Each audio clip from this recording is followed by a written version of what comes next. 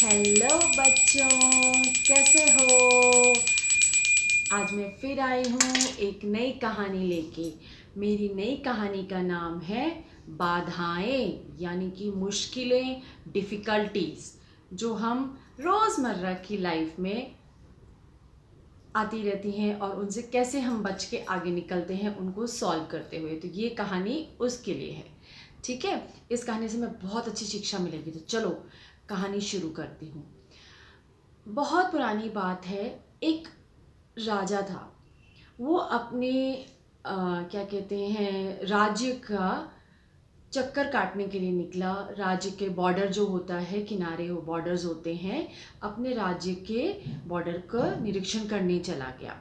अपने घोड़े पे बैठ के उसने अपने सिपाहियों से बोला कि भाई मुझे बॉर्डर पे जाना है, मुझे देखना है कि हमारे बॉर्डर पे सब ठीक तो है ना, खतरा तो नहीं है, सब कामकाज हमारे राज्य में सब ठीक तो चल रही है, मेरी प्रजा खुश तो है। तो मुझे आज जाना है, तो मुझे मेरा घोड़ा तैयार करके दो और मेरे लिए खाने पीने की चीज़ें तैयार कर दो, मैं जा रहा हूँ। तो सिपाही उसका ये सब काम कर देते हैं राजा का। और जो राजा होता है वो अपने घोड़े पे बैठ के और अपने राज्य के किनारे जो बॉर्डर्स होते हैं उनकी निरीक्षण के लिए, उनका इंस्पेक्शन करने के लिए चला जाता है। अब बहुत इंस्पेक्शन करने के लिए जब निकलता है तो जगह जगह हर जगह जाता है, देखते देखते, और काफ़ी दूर निकल जाता है और थक भी जाता है राजा। अब जब राजा थक जाता है तो उसके पास अपने थकान दूर करने के लिए खाना भी था, पानी भी था। तो वो एक गांव के पास जाके में जाता है, वहाँ जाके थोड़ा उतरता है, घोड़े से आराम करता है, और प्यास लगी होती है तो अपनी प्यास बुझाता है, पानी पी लेता है। और जब अपना तो खाना भी खा लेता है राजा, पानी पी लेता है, तब राजा को ध्यान आता है कि अरे भाई, मैंने तो मेरी भूख प्यास मिटा ली, पर मेरे घोड़े का क्या होगा। मेरे घोड़ा भी तो थक गया है भाई, उसकी कैसे प्यास बुझाऊं। तो वो फिर उसी गांव में ढूंढता है कि कहीं से मुझे पानी पीने, मेरे घोड़े के लिए पानी मिल जाए। तो वो काफ़ी देर गांव में ढूंढता है कि कहीं कोई तो किसान हो, कोई हो जो मेरे घोड़े के लिए पानी दे दे। वो इसी तरह से जाते जाते खेतों में से निकलता हुआ एक किसान के झोपड़ी के पास पहुंचता है।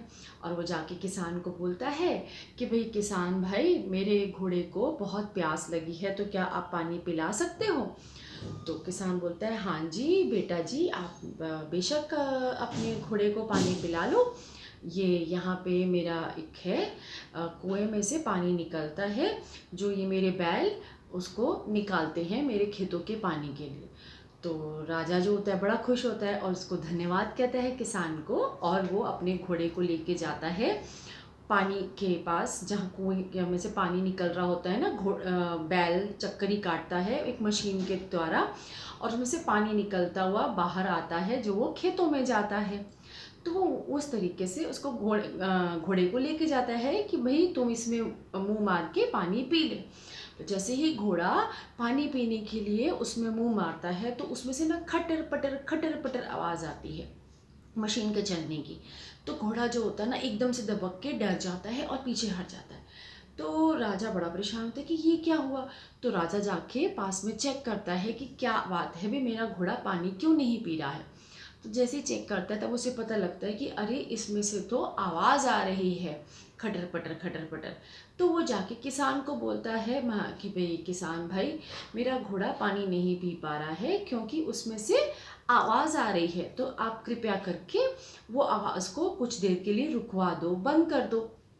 तो जो किसान होता है वो कहता है, भाई बेटा जी, राजा जी, ये तो हो नहीं सकता, क्योंकि अगर मैंने ये खटर पटर बंद कर दी तो मेरे खेतों का पानी रुक जाएगा।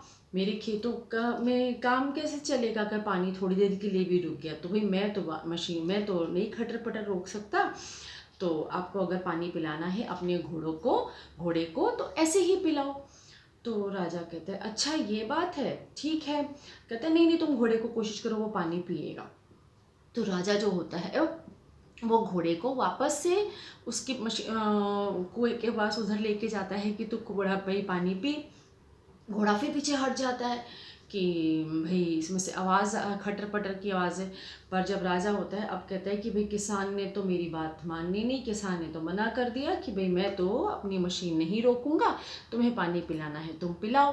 तो कैसे भी करके जो राजा होता है वो फिर घोड़े को समझाता है, ज़बरदस्ती उसको बार बार उसी तरफ भेजता है कि तुम्हें पानी पीना है तो इसी में से पीना होगा, नहीं तो नहीं मिलेगा पीने को।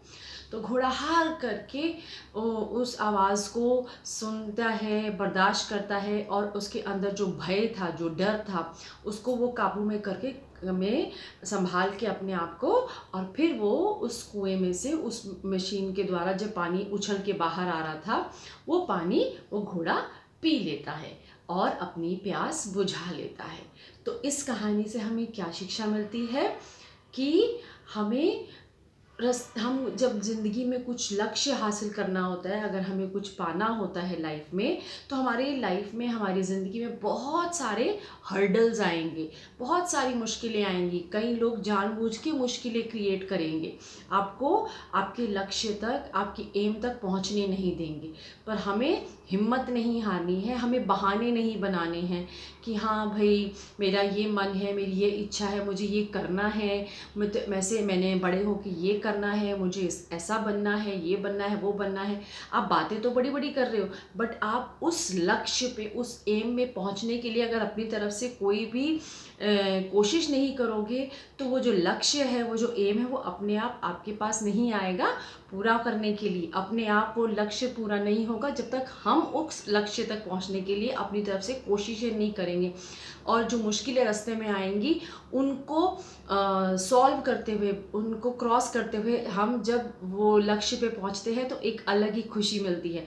तो हमें बहाने नहीं बनाने चाहिए और अपने एम को हासिल करने के लिए हमें कितनी भी मुश्किलें क्यों ना आए, चाहे वो पढ़ाई के समय हो, चाहे हमें घर के काम करते समय हो, या हम कोई भी हमें लक्ष्य, जैसे आपको बड़े हो के क्या बनना है, तो वो बनने के लिए भी हमें बहुत मेहनत करनी पड़ती है, पढ़ाई करनी है, उसके और नॉलेज अलग अलग तरीके से गेन करनी है, कई तरीके की मुश्किलें आती हैं। तो अगर जब तक हम उन मुश्किलों को पार नहीं करेंगे हम अपने लक्ष्य तक पहुंच नहीं सकते। कभी कभी ऐसी चीज़ें होती हैं कि जब हमें कोई लक्ष्य पाना है और हमको अगर ये सोचे कि नहीं जी मैं तो बड़े बस आराम से मैंने बोल दिया और मेरा ये काम हो जाएगा, सामने वाला इंसान आपको मना कर देगा कि भाई मैं तो इतने, तो आपको तरीका ढूंढना है, कन्विंस करना है, कोशिश करनी है कि अगर मेरे पास सिर्फ इतना सा ही बजट है, इतना अमाउंट है, तो भी मैंने वो लक्ष्य पाना है तो मैं कैसे पाऊँ।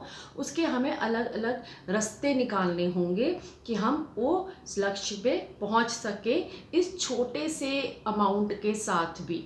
तो चाहे वो पैसों को लेके हो, चाहे कोई भी काम हो, हमें लक्ष्य को पाने के लिए बहुत तरीके की मुश्किलें आएंगी, हमें उन्हें पार करना ही होगा। सिर्फ बैठे बैठे बातें करने से वो लक्ष्य, वो एम आपके अपने आप पूरे नहीं होंगे। तो आशा करती हूँ आपको मेरी ये कहानी पसंद आए, और अगर पसंद आती है तो इसको लाइक करो, कमेंट करो, शेयर करो अपने दोस्तों के साथ, मम्मी पापा के साथ, अपने भाई बहनों के साथ, सबके साथ शेयर करो। मैंने ये कहानी इसीलिए सुनाई ताकि हम अब इससे रियलिटी को समझें कि हम ज़िंदगी में आगे बढ़ने के लिए, हमारी ज़िंदगी में बहुत सी मुश्किलें आती हैं, आती रहेंगी, जब तक ये ज़िंदगी है मुश्किलें आएंगी, बट हमें उन मुश्किलों से हिम्मत नहीं हारनी है।